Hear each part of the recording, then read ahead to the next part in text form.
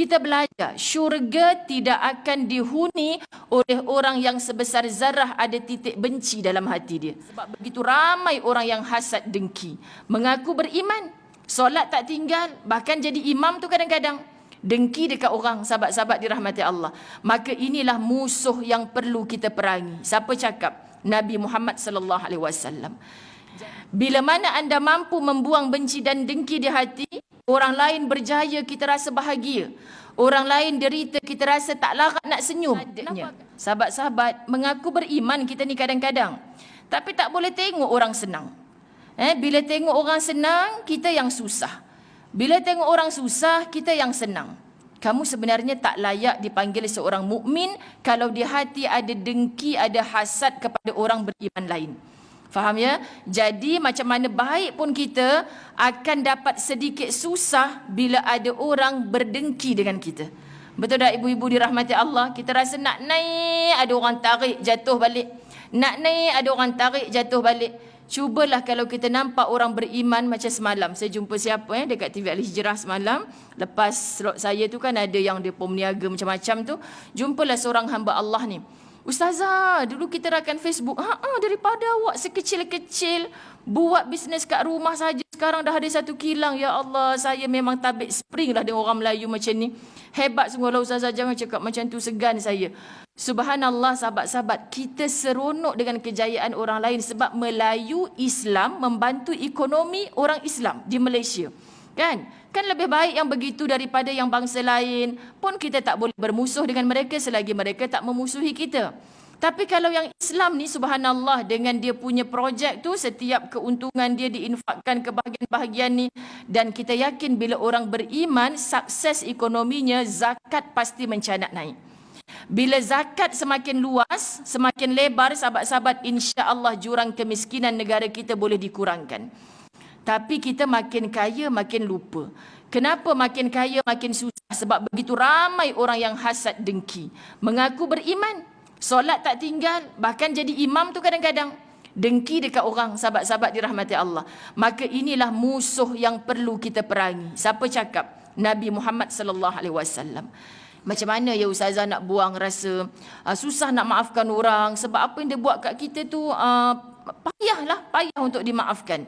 Memang susah kalau kita berfikir cara manusia. Sebab tu kita kena minta dengan Allah, ya Allah, bukan kecil benda yang dia buat kat aku ni. Tapi kalau aku hasad kat dia, aku dendam kat dia, sampai bila pintu syurga tu mudah terbuka untuk aku, ya Allah? Sebab bukan kita tak belajar. Kita belajar, syurga tidak akan dihuni oleh orang yang sebesar zarah ada titik benci dalam hati dia.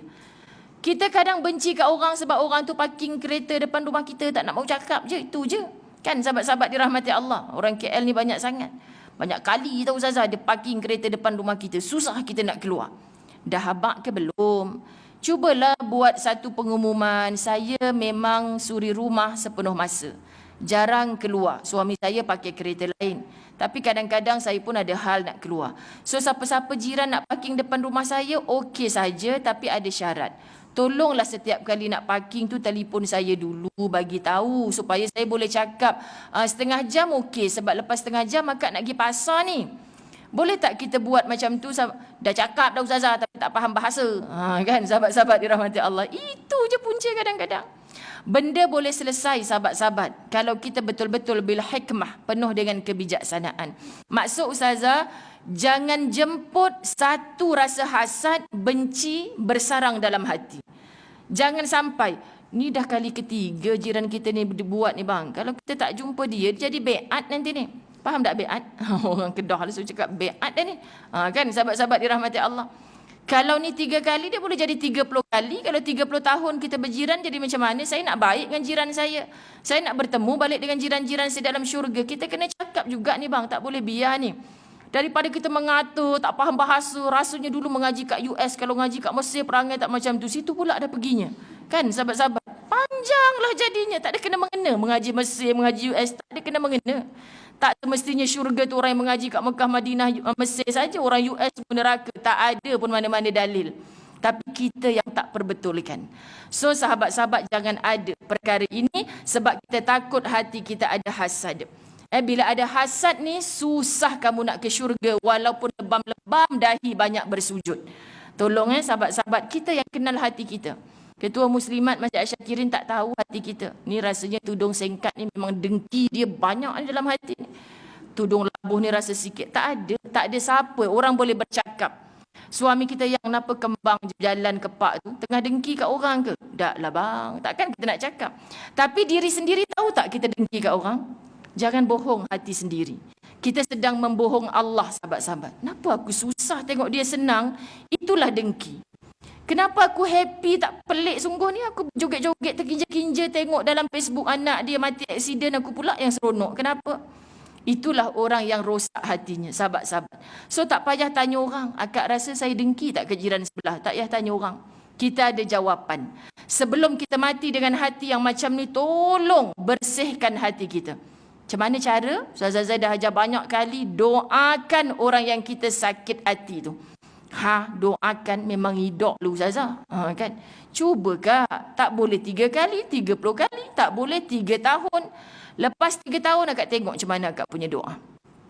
Masa 3 kali akak doa tu, ya Allah, memang aku tengah geram kat dia. Tapi ya Allah, tambahkanlah nikmat dia, ya Allah. Macam gitu doanya. Sebab geram. Faham? Lepas 3 bulan, ya Allah, tolong ya Allah, aku dah belajar. Hati yang dengki tak di syurga, ya Allah.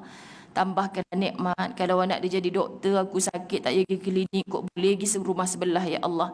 Ringan sikit dah, tapi masih slow. Tapi lepas 3 tahun, kita jumpa dia, ya Allah, anak akak yang dapat degree hari tu sama PhD pula.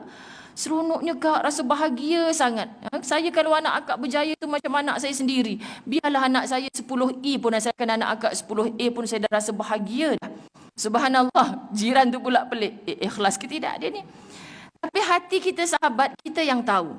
Ya Allah, suami balik, bang, orang sebelah ni anak dapat 10A bang. Tak apalah, anak kita reda lah bang. Bukan dia tak belajar. Dan memang kita dulu pun belaka kan bang, kita ikut je lah. Orang sebelah tu tak pelik lah, bapak dia doktor, mak dia engineer. Tak heran dah bang, 10A. Kurang-kurang seorang lagi dalam taman kita ni bakal hebat. Taman kita ni bang. Cara kita bercerita, bercakap tu pun orang boleh baca, sahabat-sahabat dirahmati Allah. Kita tahu hati kita seronok ke tak seronok. So sebelum mati, tolong padam benci dan dengki di hati. Boleh ya ibu-ibu dirahmati Allah. Saya cukup tekan ni kat mana-mana. Sebab anda akan sakit kalau tak buang benci dan dengki di hati. Bila mana anda mampu membuang benci dan dengki di hati, orang lain berjaya, kita rasa bahagia. Orang lain derita, kita rasa tak larat nak senyum. Kenapa akak sedih? Sebab jiran akak tengah bersedih. Akak kesian tengok dia. Dah lama dah berjiran dengan dia. Tak tahu cara macam mana nak tolong dia. Orang tengok, ya Allah, aku pelik dia ni. Aku ingatkan mak dia yang mati. Rupanya bapak jiran dia yang mati. Sedih dia macam mak dia sendiri yang mati. Inilah ukhuwah sesama Islam. Kerana syahadah kita sama. Kita nak merebut syurga Allah yang sama. Maka tolonglah kita perangi musuh ini, yakni musuh yang ada hasad, ada dengki di dalam hati. Hasad dengki itu bahasa mana sahabat? Bahasa Melayu. Kalau bahasa Arab hasad je, kan? Kenapa sampai kat Melayu ni jadi hasad dengki? Ada orang cakap lah, bukan Ustazah cakap. Ada orang cakap sebab hasad dengki di kalangan orang Melayu ni begitu tinggi, kan? Kalau orang Arab, sahabat-sahabat, gaduh juga. Gaduh. Tapi balik masjid berpeluk balik. Allahumma salli ala Muhammad. Saya biasa tengok situasi tu. Tadi gaduh dengan ustaz sebab jemaah saya letak kunci kat situ. Nangis-nangis dia. Ustazah, saya kena bayar RM50. Dia kata sebab saya hilangkan kunci. Saya tak letak. Saya dah letak 4 orang jadi saksi ni. 5 orang kawan sebilik kami. Lepas tu betul ke cik dah letak? Dah Ustazah. Dia kata tak. Dia main WhatsApp tadi masa saya letak kunci. Dia yang hilangkan. Lepas tu ustaz pun nak defend jemaah, sahabat-sahabat rahmat Allah, tepuk meja. Gaduh sungguh. Dia gaduh sungguh. Rupanya balik masjid dia tunggu ustaz kat ni. Kan nak tumbuk ke apa? Rupanya Allahumma salli ala Muhammad. Dia punya gelak. Dia silap tak kunci tadi, salah dia. Kan rupanya jadi geng sampai sekarang. Ustaz kata, yang abang rasa benda tu kalau berlaku kat Malaysia tadi, sampai bila pun dia nampak muka abang moncong je kan. Tapi orang Arab ni kita balik masjid dia tunggu sebab nak peluk Allahumma salli ala Muhammad. Kita pun lembut hati, tak jadi nak marah.